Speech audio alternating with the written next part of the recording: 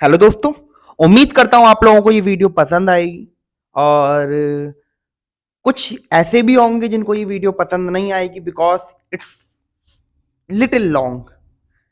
But उनके लिए मैं बताऊँ, ऐसी आने वाली और भी वीडियोज़ हैं जिनमें बहुत सारी चीज़ें हैं जो आप लोगों के मतलब की भी चीज़ें होंगी। It's just for knowledge purpose, okay? तो बोर होने वाली इसमें कोई बात नहीं है। आप पुरानी वीडियोज़ भी देखिएगा और मेरे चैनल पर नए हो तो ज़रूर सब्सक्राइब कर जाइएगा ताकि आने वाली ऐसी वीडियोज़ और भी मिलती रहें और एक्स्ट्रा इससे भी करने की अच्छा से अच्छा मैं कोशिश कर रहा हूँ।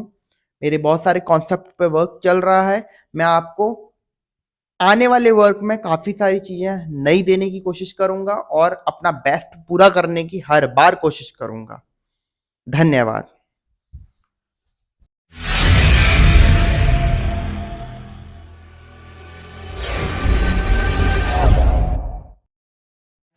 देखिए दोस्तों, पोर्ट्रेट बनाने के लिए सबसे पहले आपको अपने डर को ख़त्म करना होगा। जैसे कि मैं ये ड्राइंग करता हूँ, मैं किसी भी वर्क को करने के लिए ये नहीं सोचता ये होगा भी मुझसे या नहीं होगा। मैं सिर्फ़ पेंसिल से ड्रॉ करता हूँ, अपने आप चीज़ें बन जाती हैं। जैसे कि जो मैं बना रहा हूँ, इस आँख को बनाने में मुश्किल से नहीं तो मुझे कम से कम आधा घंटा लगा और एक आँख बनाने के बाद में उसकी ही ब्रेथ के अनुसार आपको बीच में डिस्टेंस मेज़र करके लेना पड़ेगा। जितनी बड़ी वो उसकी ब्रेथ है, उतना ही ये बीच में डिस्टेंस ले लिया जाएगा। यानी कि एक चीज़ को भी आप कॉन्सेप्ट को लेके चलो तो उसकी गहराई तक पहुँच जाओ। ये मत सोचो ये बनेगा या नहीं बनेगा। उसके हिसाब से ब्रेथ लेने के बाद में आपको क्या करना पड़ेगा, एक आँख बनानी होगी उसी ब्रेथ के अनुसार और नोज़ का भी नीचे का गैपिंग उसी आईज़ के डिस्टेंस के अनुसार होगा और एक लेंस के अनुसार नीचे का जो ब्रेथ है यानी कि हमारे जो नोज़ी वाला पॉइंट है उस एरिया को मेजर करना पड़ेगा और धीरे-धीरे करके लेआउट पूरा कंप्लीट कर लेना है ताकि शेड करने में आसानी हो और आपका स्केच जल्दी से बन जाए। और एक बात याद रखिएगा, लेंस का डिस्टेंस, बहुत से लोग सोच रहे होंगे लेंस का डिस्टेंस कैसे मेजर करेंगे। एक आँख की जो ब्रेथ है ना, उसके 3 हिस्से कर दो, यानी कि फर्स्ट, सेकंड, थर्ड। जो थर्ड वाला पार्ट होगा वो होगा हमारा एक लेंस का हिस्सा, यानी कि एक लेंस का गैप और दूसरा लेंस होता है और तीसरा फिर एक और गैप होता है, तब एक आँख बनकर आती है। समझ गए मेरी बात? और अब आपका कम से कम नहीं तो इतना आप कर लेंगे तो 50% काम तो अपने आप ही हो गया। उसके बाद में उसको बैठ करके देखना है।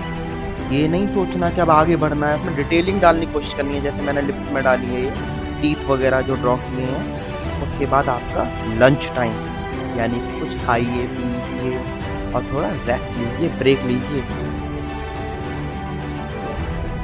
और अपने वर्क को घूर-घूर कर देखते रहो। मज़े-मज़े में खाते भी जाओ। अच्छा, मेरी तरफ देख रहे हो? पहले मैं खा लूँ? ब्रेक खत्म हुआ, अब शुरू करते हैं वर्क को दोबारा से। मुझे क्या लगा, आँखों में शेड में और क्वालिटी होना चाहिए, यानी कि डार्क होना चाहिए। बिकॉज़ सबसे बड़ा जो हमारे अट्रैक्शन होता है ना, यानी कि जो हम देखते हैं वो आईज़ होती हैं। जब तक आई कॉन्टैक्ट नहीं होता कुछ नहीं होता। इट मीन्स जब तक हम नज़रों से कुछ देखते नहीं हैं, हमें पता ही नहीं चलता वो चीज़ है क्या। तो आँखों को तो क्वालिटी जो है वो हाई लेवल की होनी चाहिए, डार्क, ताकि आँखों में ही शाइन नज़र आए, एकदम से चमक।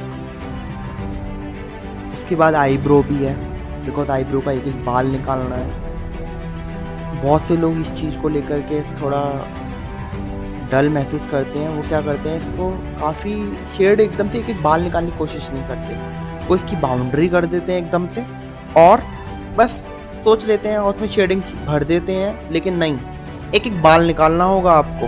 ये जो डार्क पेंसिल मैं इस्तेमाल कर रहा हूँ, ये मैं नॉर्मली पेंसिल कलर इस्तेमाल कर रहा हूँ। कुछ लोग सोच रहे होंगे कि पेंसिल कलर कैसे इस्तेमाल हो सकता है?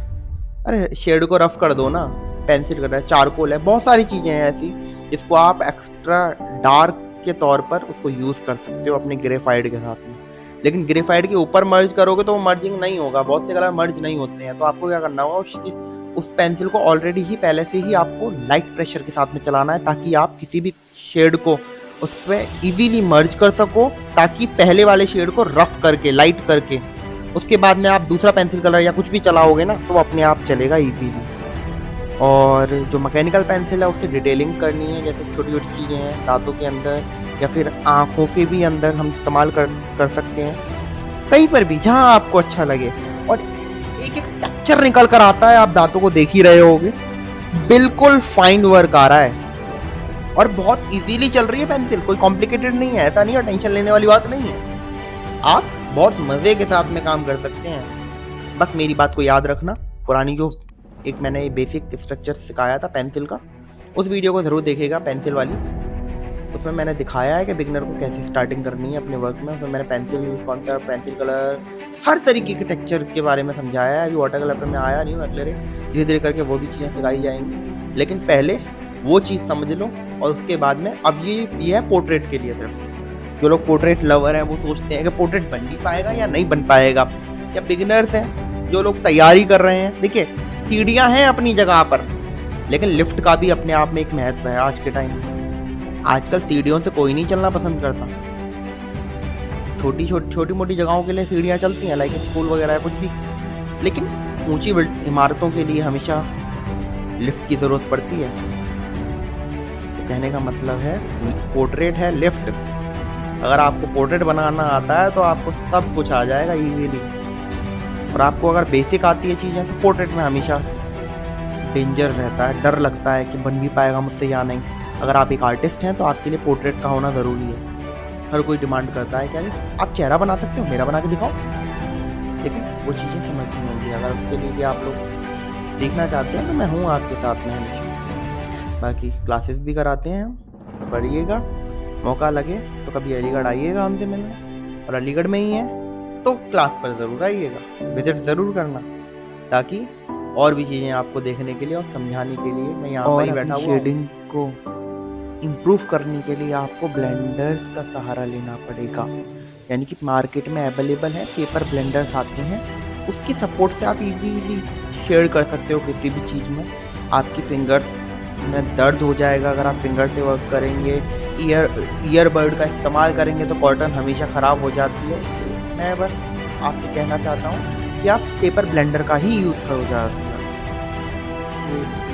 और स्ट्रोक्स के लिए सिंपल पेंसिल्स का भी यूज़ कर सकते हो, और सबसे अच्छा रहेगा, और डिटेल्स के लिए आप मैकेनिकल पेंसिल का इस्तेमाल कर सकते हो। एक चीज़ का हमेशा याद रखिएगा, पेपर ब्लेंडर्स में कम से कम 5 से 6 कम से कम तरीके की ब्लेंडर्स आती हैं, छोटी से छोटी, बड़ी से बड़ी, उसमें ग्रेड्स आते हैं 1 2 3 4 5 6 करके कुछ इस तरीके से ग्रेड्स आते हैं। आपको छोटी वाली जो यानी कि 1 सबसे छोटी जो है वो छोटी जगहों के लिए इस्तेमाल करनी होगी, लाइक आईबॉल है, आईबॉल के अंदर या जो शेड्स हैं या फिर कट्स हैं, कोई भी छोटी जगहों के लिए छोटी ब्लेंडर, और बड़े एरिया को कवर करने के लिए बड़ी ब्लेंडर का इस्तेमाल करना होगा आपको।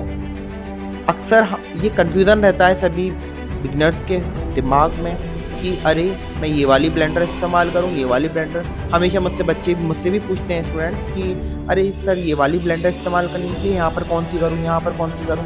अरे खुद इस्तेमाल करोगे अपने आप तजुर्बा हो जाएगा। जैसे गाड़ी में ब्रेक लगानी होती है, आजकल तो हॉर्न हर मिनट पर बजाते हैं, लेकिन हॉर्न बजाने का भी उसूल होता है। कैसे?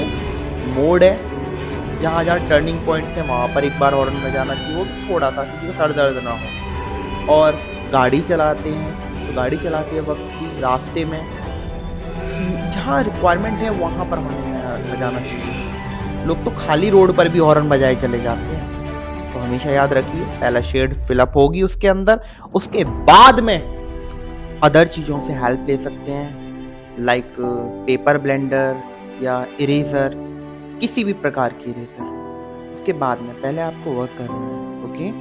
बीच में रुकिएगा नहीं, ये मत सोचिएगा कि डर जाओ कि अब मुझसे आगे नहीं होगा काम। अगर डर है अंदर मन के तो आपको इजी चीज़ें बनानी है, लाइक पेंसिल वगैरह। स्टार्टअप पे एकदम से पोर्ट्रेट पे नहीं आना, पहले उसकी सेल्फ प्रैक्टिस होगी, उसके बाद में ये, ओके? और इस तरीके से करके आपके शेड्स कंप्लीट हो जाएंगे। उसके बाद में आपको इसके समझना भी होगा, ऐसे नहीं है कि आपको छोड़ देना है। कहीं कहीं स्ट्रोक्स नज़र आ रहे हैं ज़्यादा वाइट कहीं लाइट, इन सारे शेड्स को मर्ज करना है।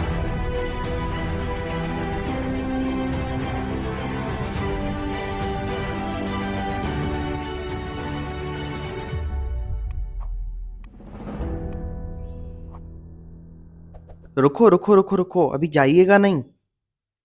ये देखिए, अब मैं ये स्ट्रोक्स डाल रहा हूँ, यानी कि जो मैंने आपको अभी अभी समझाया था कि बैठ करके देखना है, इतने डिस्टेंस पर कम से कम बैठ करके देखना है। 1 हैंड डिस्टेंस बीच में होना चाहिए देखने वाले टाइम पर।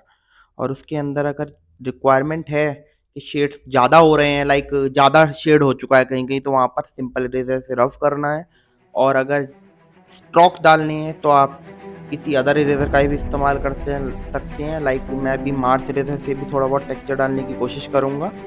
और अगर रिक्वायरमेंट होता है, जैसे ज़रूरत है, अगर आपको काम करना है, ये काम करते वक्त हम मुझे यहाँ पर थोड़ी सी शाइनिंग देनी है और थोड़ा क्वालिटी का शेड भी देना है, लाइक कहीं कहीं रफ हो रहा है वहाँ फेयर करना है, या कहीं कहीं स्पॉट है उसको इरेज करना है, वो सारे काम आपको अपने लास्ट में करने हैं। जब सारे काम हो जाएंगे, मतलब पूरा कंप्लीट हो जाएगा, उसके बाद में जो चीज़ की ज़रूरत है उसको एकदम से ये नहीं करना है कि बन गया बस ख़त्म हटा दो, नहीं, बैठ करके देखना है। और फिर अपने आप गलतियाँ आपकी समझ में आने लगेंगी, और एक टाइम आने पे जब आप इसके बाद में नेक्स्ट वर्क करेंगे अपना, वो इससे भी ज़्यादा सॉलिड होगा और बहुत अच्छे से आप चीज़ें समझ पाएंगे और डे टू डे अपने वर्क में अपने आप ही इम्प्रूव कर पाएंगे। और हमेशा मुझे याद रखें